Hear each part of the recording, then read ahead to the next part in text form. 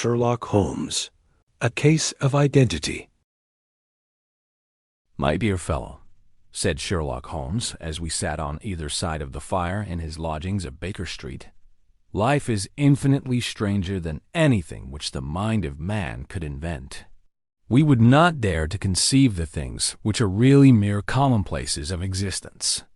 If we could fly out of that window hand in hand, hover over this great city, gently remove the roofs, and peep in at the queer things which are going on, the strange coincidences, the plannings, the cross-purposes, the wonderful chains of events working through generations and leading to the most outre results, it would make all fiction with its conventionalities and foreseen conclusions most stale and unprofitable.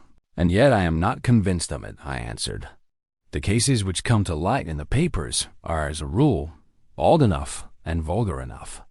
We have in our police reports realism pushed to its extreme limits, and yet the result is, it must be confessed, neither fascinating nor artistic.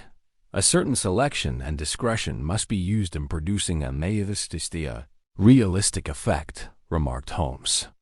"This is wanting in the police report, where more stress is laid, perhaps, upon the platitudes of the magistrate than upon the details, which to an observer contain the vital essence of the whole matter. Depend upon it, there is nothing so unnatural as the commonplace." I smiled and shook my head. "I can quite understand your thinking so," I said. "Of course, in your position of unofficial advisor and helper to everybody who is absolutely puzzled, throughout 3 continents, you are brought in contact with all that is strange and bizarre. But here, I picked up the morning paper from the ground. Let us put it to a practical test. Here is the first heading upon which I come. A husband's cruelty to his wife. There is half a column of print, but I know without reading it that it is all perfectly familiar to me. There is, of course, the other woman, the drink, the push, the blow, the bruise, the sympathetic sister or landlady. The crudest of writers could invent nothing more crude. Indeed, your example is an unfortunate one for your argument," said Holmes, taking the paper and glancing his eye down it. "This is the Dundas separation case, and, as it happens, I was engaged in clearing up some small points in connection with it. The husband was a teetotaler, there was no other woman, and the conduct complained of was that he had drifted into the habit of winding up every meal by taking out his false teeth and hurling them at his wife, which you will allow is not an action likely to occur to the imagination of the average storyteller. Take a pinch of snuff, doctor, and acknowledge that I have scored over you in your example." He held out his snuff-box of old gold, with a great amethyst in the center of the lid. Its splendor was in such contrast to his homely ways and simple life that I could not help commenting upon it.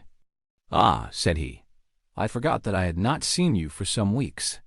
It is a little souvenir from the King of Bohemia in return for my assistance in the case of the Irene Adler papers."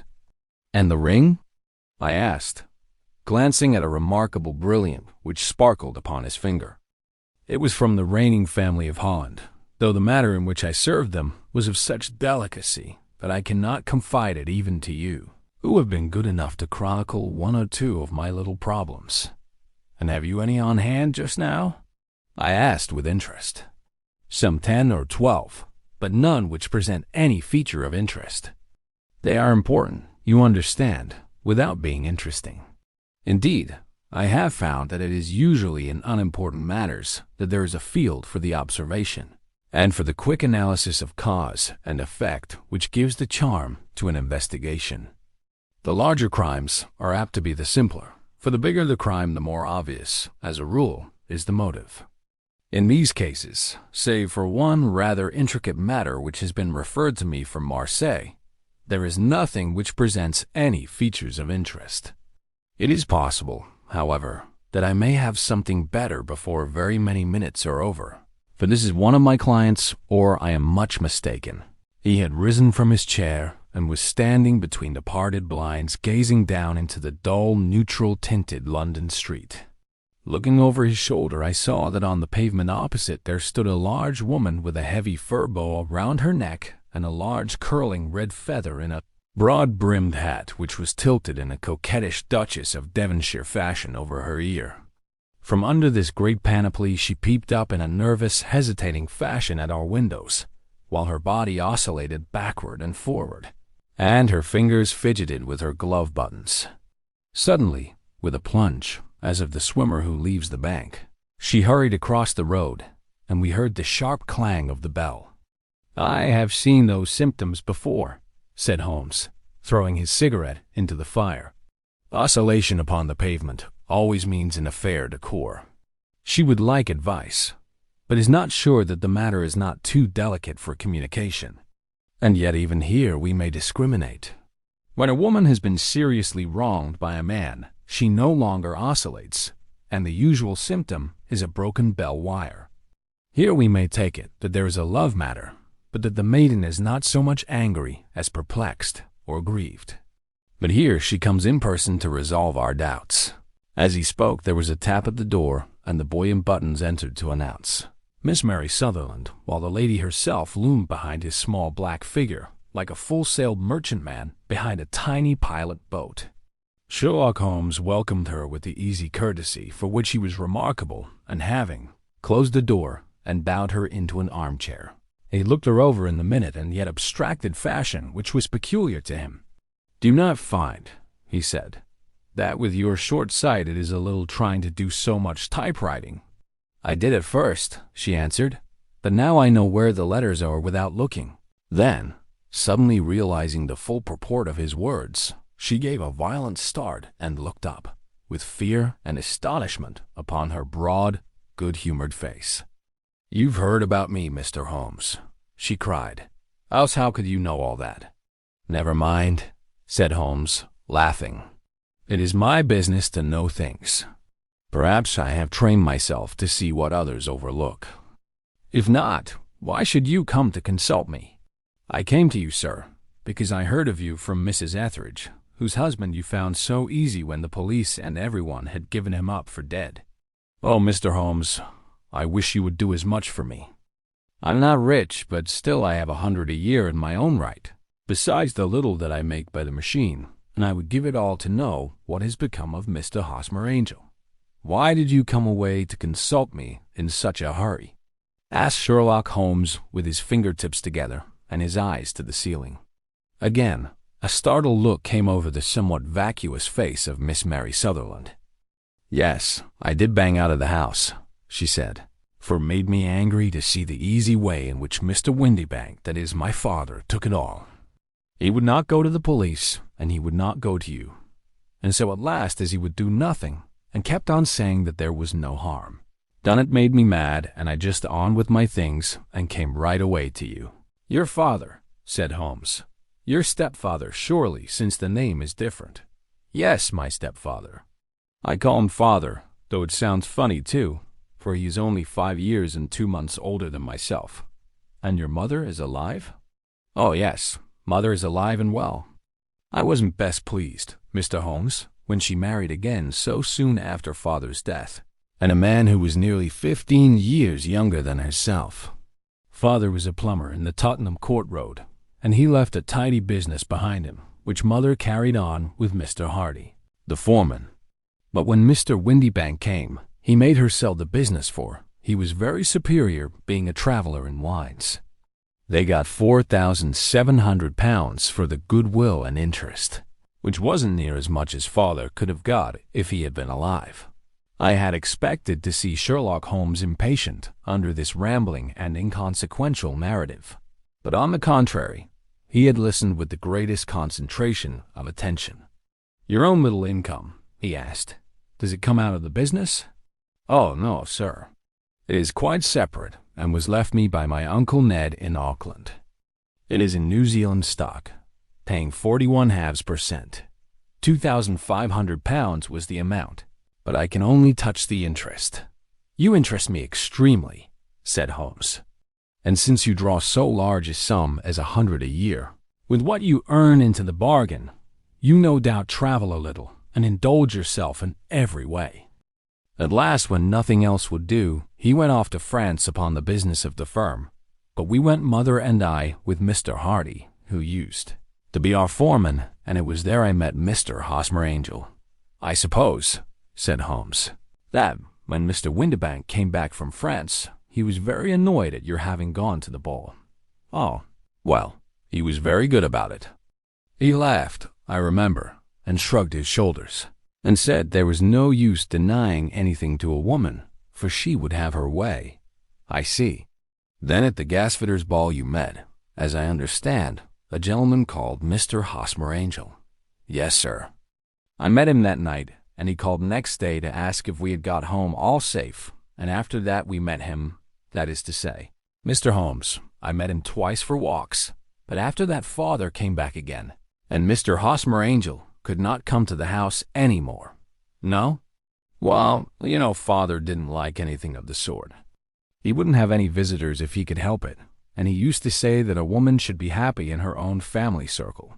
But then, as I used to say to mother, a woman wants her own circle to begin with, and I had not got mine yet. But how about Mr. Hosmer Angel? Did he make no attempt to see you? Well, father was going off to France again in a week, and Hosmer wrote and said that it would be safer and better not to see each other until he had gone. We could write in the meantime, and he used to write every day. I took the letters in the morning, so there was no need for father to know. Were you engaged to the gentleman at this time? Oh, yes, Mr. Holmes. We were engaged after the first walk that we took. Hosmer Mr. Angel was a cashier in an office in Leadenhall Street, and what office? That's the worst of it, Mr. Holmes. I don't know. Where did he live then? He slept on the premises. And you don't know his address? No, except that it was Leadenhall Street. Where did you address your letters then? To the Leadenhall Street post office, to be left till called for.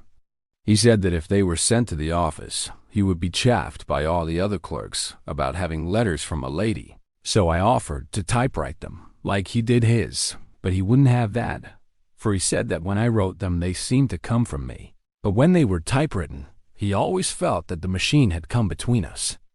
That will just show you how fond he was of me, Mr. Holmes, and the little things that he would think of. It was most suggestive, said Holmes. It has long been an axiom of mine that the little things are infinitely the most important. Can you remember any other little things about Mr. Hosmer Angel? He was a very shy man, Mr. Holmes. He would rather walk with me in the evening than in the daylight, for he said that he hated to be conspicuous. Very retiring and gentlemanly he was. Even his voice was gentle. He'd had the quinsy and swollen glands when he was young, he told me, and it had left him with a weak throat and a hesitating, whispering fashion of speech. He was always well dressed, very neat and plain, but his eyes were weak, just as mine are, and he wore tinted glasses against the glare. Well, and what happened when Mr. Windibank, your stepfather, returned to France?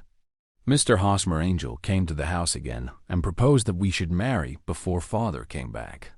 He was in dreadful earnest and made me swear, with my hands on the testament, that whatever happened I would always be true to him. Mother said he was quite right to make me swear, and that it was a sign of his passion. Mother was all in his favor from the first, and was even fonder of him than I was. Then, when they talked of marrying within the week, I began to ask about father. But they both said never to mind about father, but just to tell him afterwards, and mother said she would make it all right with him. I didn't quite like that, Mr. Holmes. It seemed funny that I should ask his leaves, as he was only a few years older than me. But I didn't want to do anything on the sly, so I wrote to father at Bordeaux, where the company has its French offices, but the letter came back to me on the very morning of the wedding. They missed him then. Yes, sir, for he had started to England just before it arrived. Ha, that was unfortunate. Your wedding was arranged, then, for the Friday. Was it to be in church? Yes, sir, but very quietly. It was to be at St. Saviour's, near King's Cross, and we were to have breakfast afterwards at the St. Pancras Hotel. Hosmer came for us in a hansom, but as there were two of us, he put us both into it, and stepped himself into a four-wheeler, which happened to be the only other cab in the street.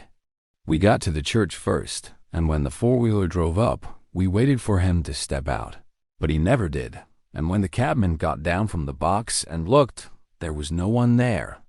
The cabman said that he could not imagine what had become of him, for he had seen him get in with his own eyes. That was last Friday, Mr. Holmes, and I have never seen or heard anything since then to throw any light upon what became of him. It seems to me that you have been very shamefully treated, said Holmes. Oh, no, sir. He was too good and kind to leave me so. Why, all the morning he was saying to me that whatever happened, I was to be true, and that even if something quite unforeseen occurred to separate us, I was always to remember that I was pledged to him, and that he would claim his pledge sooner or later. It seems strange talk for a wedding morning, but what has happened since gives a meaning to it. Most certainly it does. Your own opinion is, then, that some unforeseen catastrophe has occurred to him? Yes, sir. I believe that he foresaw some danger, or else he would not have talked so. And then I think that what he foresaw happened, but you have no notion as to what it could have been? None.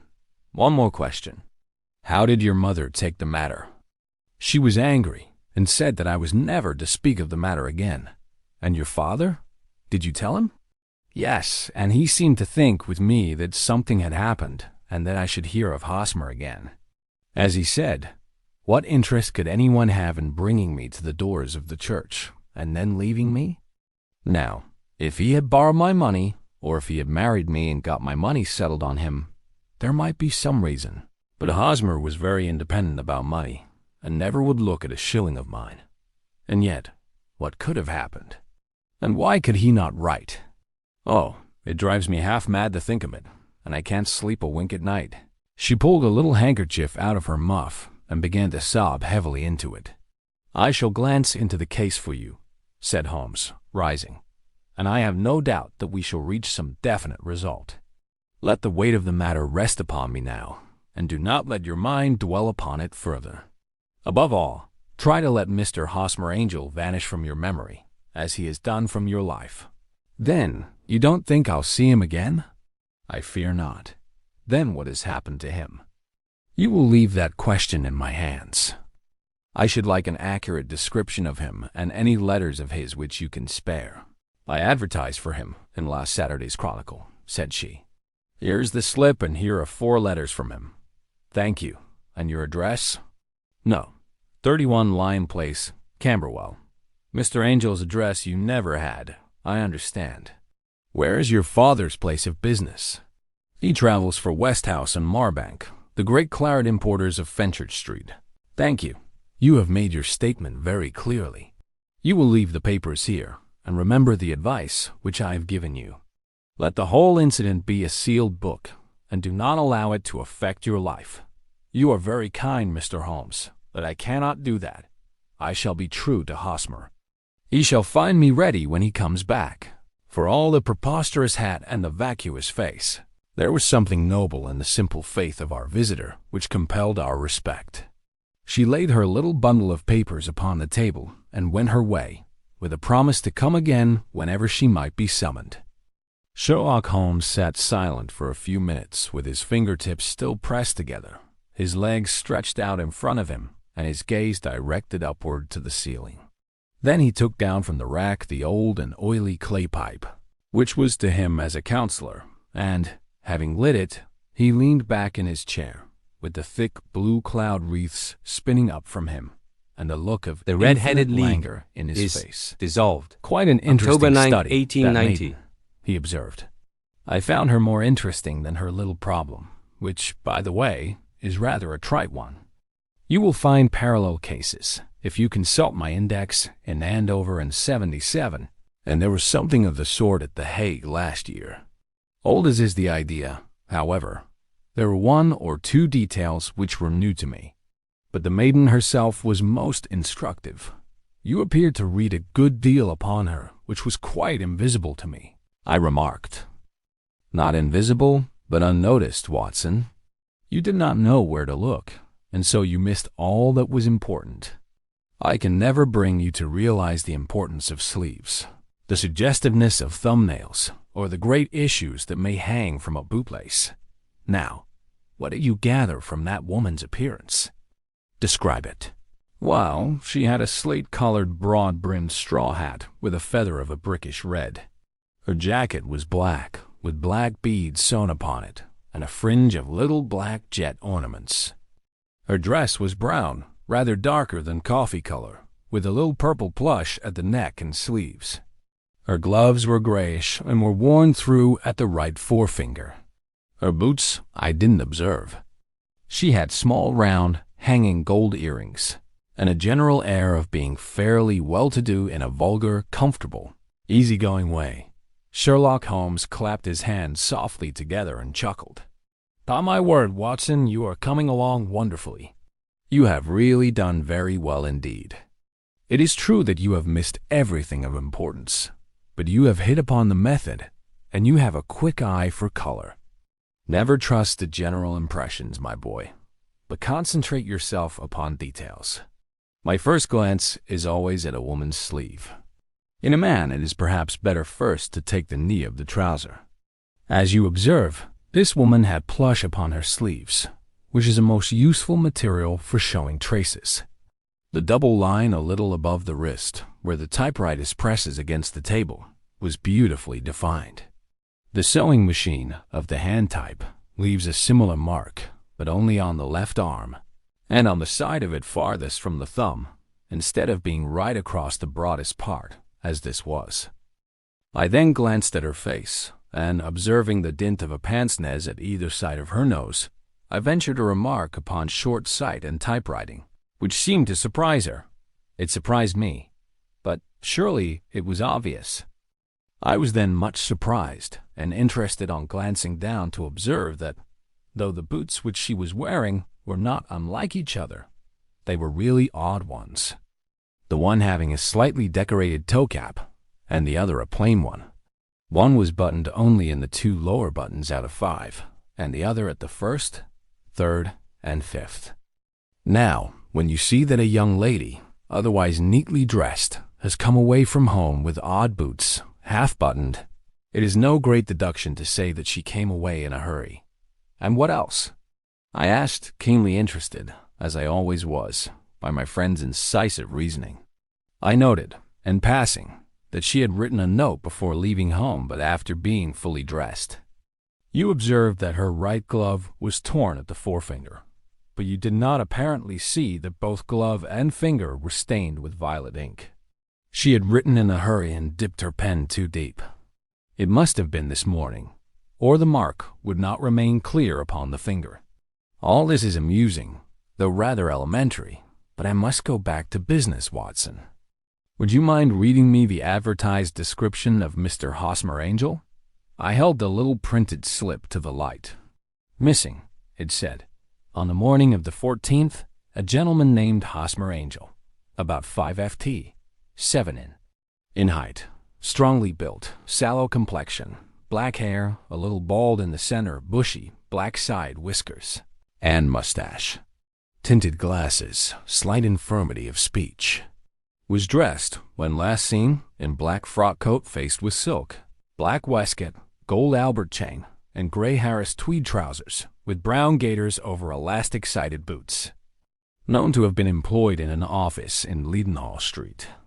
Anybody bringing, that will do, said Holmes. As to the letters, he continued, glancing over them, they are very commonplace.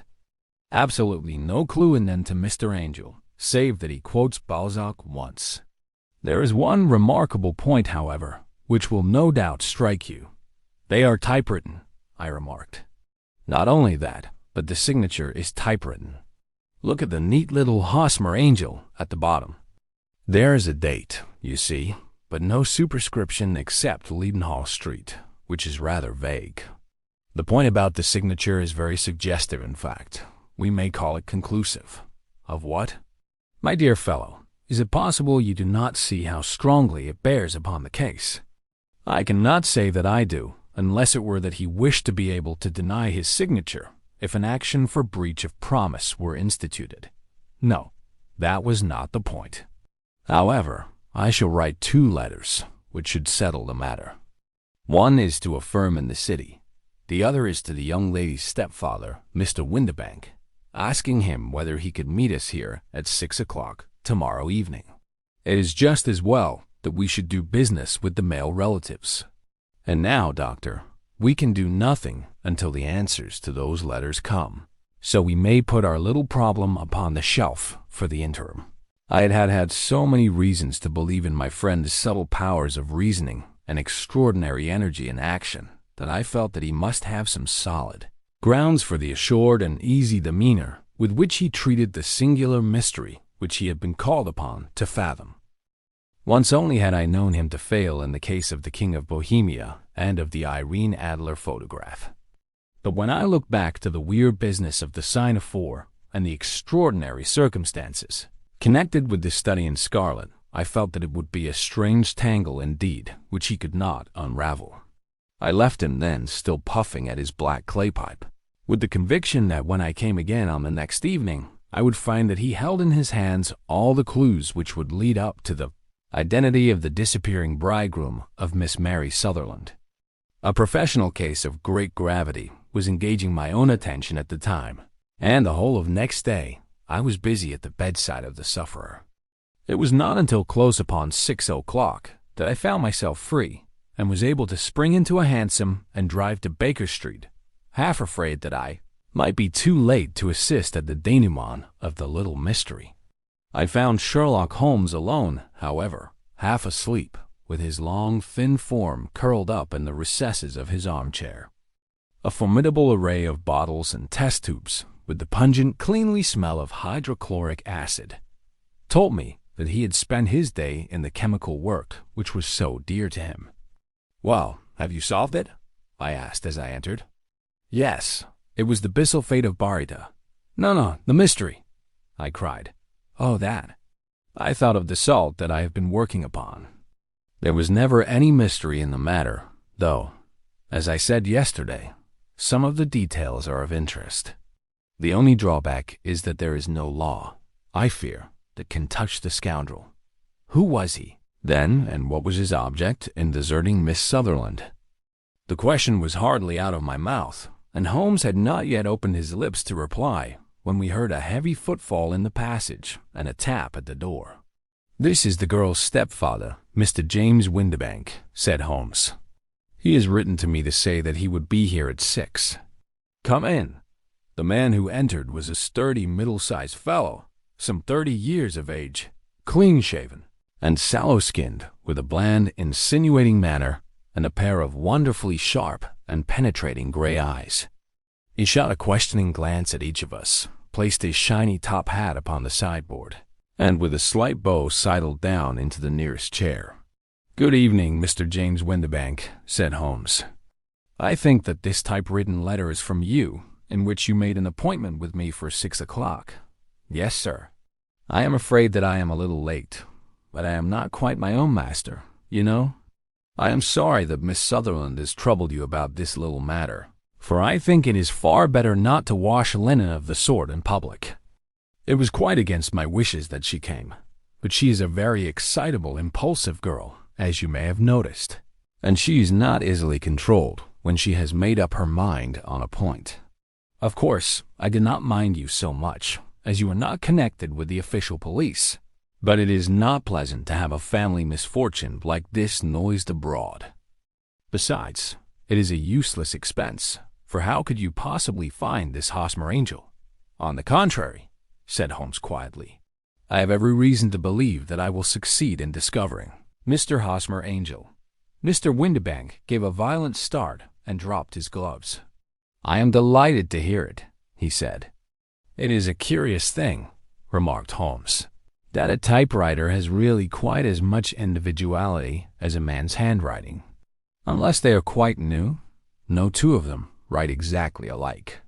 Some letters get more woman than others, and some wear only on one side. Now, you remark in this note of yours, Mr. Windibank, that in every case there is some little slurring over of the E and a slight defect in the tail of the R. There are 14 other characteristics, but those are the more obvious. We do all our correspondence with this machine at the office, and no doubt it is a little worn," our visitor answered, glancing keenly at Holmes with his bright little eyes. And now I will show you what is really a very interesting study, Mr. Windibank, Holmes continued. I think of writing another little monograph some of these days on a typewriter and its relation to crime. It is a subject to which I have devoted some little attention. I have here 4 letters which purport to come from the missing man. They are all typewritten. In each case, not only are the E's slurred and the R's tailless, but you will observe, if you care to use my magnifying lens, that the 14 other characteristics to which I have alluded are there as well. Mr. Windibank sprang out of his chair and picked up his hat. I cannot waste time over this sort of fantastic talk, Mr. Holmes, he said. If you can catch the man, catch him, and let me know when you have done it. Certainly, said Holmes, stepping over and turning the key in the door. I let you know, then, that I have caught him. What? Where? Shouted Mr. Windibank, turning white to his lips and glancing about him like a rat in a trap. Oh, it won't do, really, it won't, said Holmes suavely. There is no possible getting out of it, Mr. Windibank. It is quite too transparent. And it was a very bad compliment when you said that it was impossible for me to solve so simple a question. That's right. Sit down and let us talk it over. Our visitor collapsed into a chair, with a ghastly face and a glitter of moisture on his brow. It's not actionable, he stammered. I am very much afraid that it is not. But between ourselves, Windibank, it was as cruel and selfish and heartless a trick in a petty way as ever came before me. Now, let me just run over the course of events, and you will contradict me if I go wrong. The man sat huddled up in his chair, with his head sunk upon his breast, like one who is utterly crushed. Holmes stuck his feet up on the corner of the mantelpiece and, leaning back with his hands in his pockets, began talking, rather to himself, as it seemed, than to us. The man married a woman very much older than himself for her money, said he, and he enjoyed the use of the money of the daughter as long as she lived with them. It was a considerable sum for people in their position, and the loss of it would have made a serious difference. It was worth an effort to preserve it. The daughter was of a good, amiable disposition, but affectionate and warm-hearted in her ways, so that it was evident that with her fair personal advantages and her little income, she would not be allowed to remain single long. Now her marriage would mean, of course, the loss of 100 a year. So what does her stepfather do to prevent it? He takes the obvious course of keeping her at home and forbidding her to seek the company of people of her own age. But soon he found that that would not answer forever. She became restive, insisted upon her rights, and finally announced her positive intention of going to a certain ball. What does her clever stepfather do then? He conceives an idea more creditable to his head than to his heart. With the connivance and assistance of his wife, he disguised himself, covered those keen eyes with tinted glasses, masked the face with a mustache, and a pair of bushy whiskers sunk that clear voice into an insinuating whisper, and doubly secure on account of the girl's short sight, he appears as Mr. Hosmer Angel and keeps off other lovers by making love himself. It was only a joke at first, groaned our visitor. We never thought that she would have been so carried away. Very likely not. However, that may be.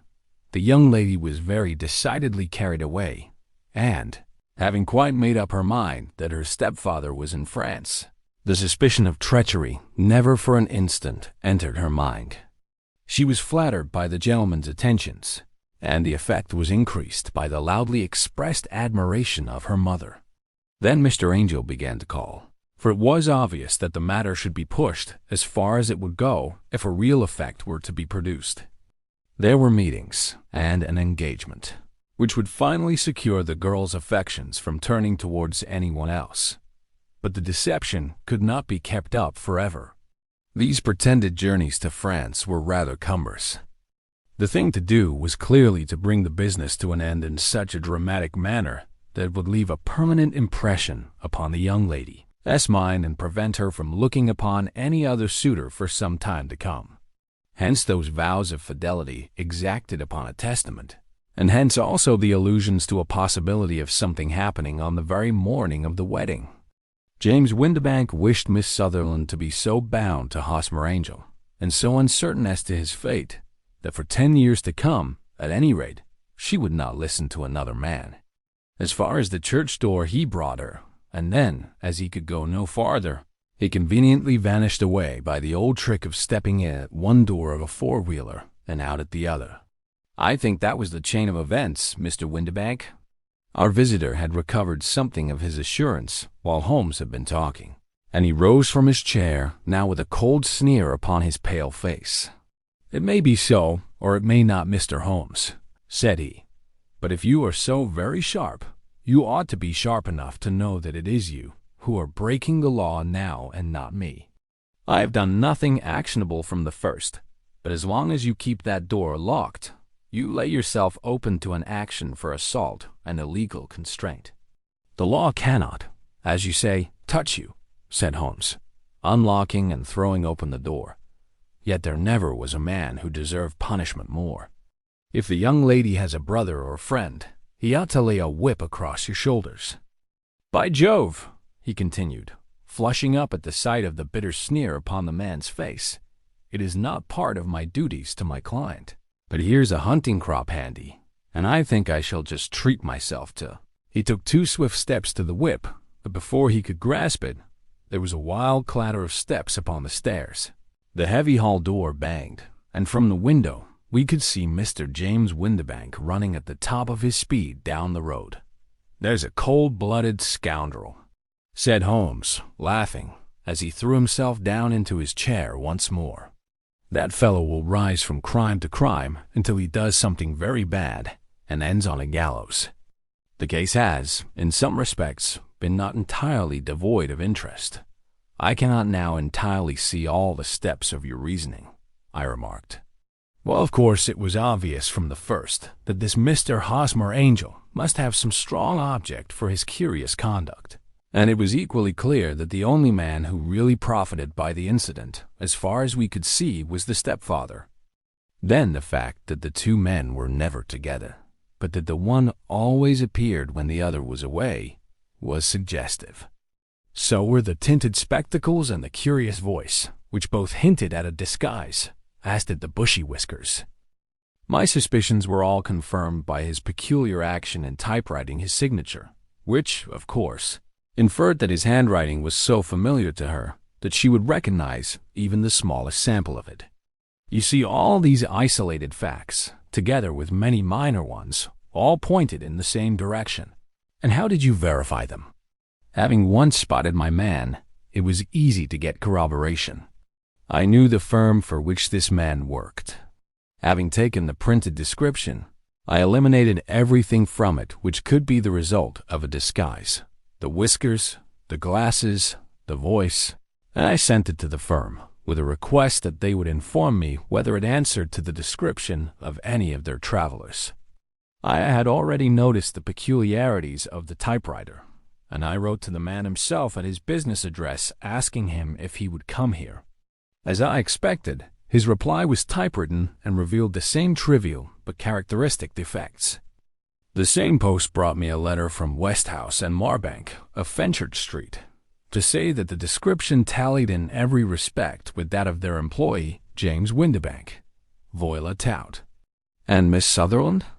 If I tell her, she will not believe me. You may remember the old Persian saying, "There is danger for him who taketh the tiger cub, and danger also for whoso snatches a delusion from a woman. There is as much sense in Hafiz as in Horace, and as much knowledge of the world